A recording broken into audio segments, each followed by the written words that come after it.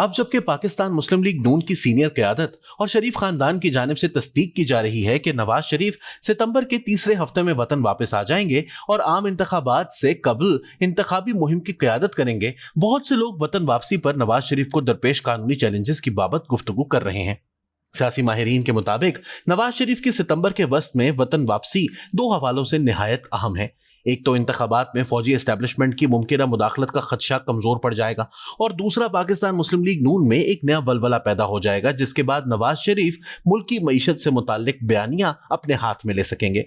ताहम वतन वापसी पर एवनफील्ड रेफरेंस और अल अजीजिया रेफरेंस के सिलसिले में कानूनी चाराजोई का इन्हें सामना करना पड़ेगा। इसके अलावा सुप्रीम कोर्ट की जानिब से इन्हें सुनाई जाने वाली ताहयात नाअहली की सजा को भी चैलेंज करना होगा। कौमी एहतसाब ब्यूरो ने 2017 में शरीफ फैमिली के खिलाफ 3 मुकदमात बनाए थे, जिनमें Avenfield properties case, the flagship investment case और अल अजीजिया स्टील मिल्स केस शामिल हैं। इन 3 मुकदमात के अलावा इनकी नाअहली भी है जो सुप्रीम कोर्ट की जानिब से जुलाई 2017 में की गई। कानूनी तौर पर नवाज शरीफ इस वक्त एक मफरूर मुल्जिम हैं, जिन्हें अल अजीजिया रेफरेंस में 7 साल कैद की सजा सुनाई गई थी और इन पर 1.2 अरब रुपए जुर्माना भी आयद किया गया था। इसके अलावा अल अजीजिया रेफरेंस में भी नवाज शरीफ पर $2.5 करोड़ जुर्माना किया गया था। मरियम नवाज और कैप्टन सफदर की अपीलों का फैसला देते हुए इस्लामाबाद हाई कोर्ट ने भी यह फैसला किया था कि नवाज शरीफ को अपील की बहाली के लिए दोबारा दरख्वास्त देना होगी। 2021 में इस्लामाबाद हाई कोर्ट ने आजम नजीर तारड़ की दरख्वास्त पर नवाज शरीफ की सजा के खिलाफ अपील को काबिल समाअत करार दिया था। इसके बाद कौमी एहतसाब ब्यूरो ने कहा था कि नवाज शरीफ की सजा के खिलाफ अपीलों पर फैसला मेरिट की बुनियाद पर किया जाना चाहिए। कानूनी माहिरीन का कहना है कि इस्लामाबाद हाई कोर्ट के इस फैसले से नवाज शरीफ को सजा के खिलाफ अपील दायर करने का हक मिल गया है।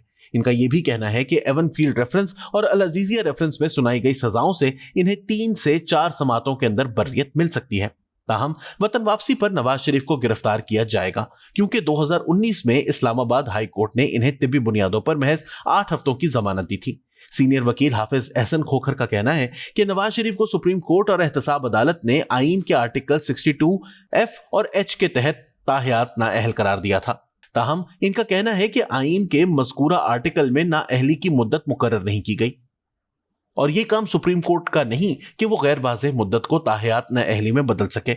नवाज शरीफ के लिए बेहतरीन रास्ता यह है कि इस मामले को पार्लियामेंट में ले जाया जाए, लेकिन ये अब तक किया नहीं गया। एहसन खोखर का मानना है कि पार्लियामेंट ने हाल ही में ताहयात नाअहली के कानून के मजीद वजाहत करते हुए इसे 5 साल की नाअहली में तब्दील कर दिया है, लेकिन मज़कूरा तरमीम से नवाज शरीफ को कोई फायदा नहीं मिल सकता, क्योंकि एक तो ये पुराने केसेस पर लागू नहीं होगी और दूसरा कि तरमीम सुप्रीम कोर्ट के ताहयात नाअहली वाले फैसले को तब्दील नहीं कर सकती।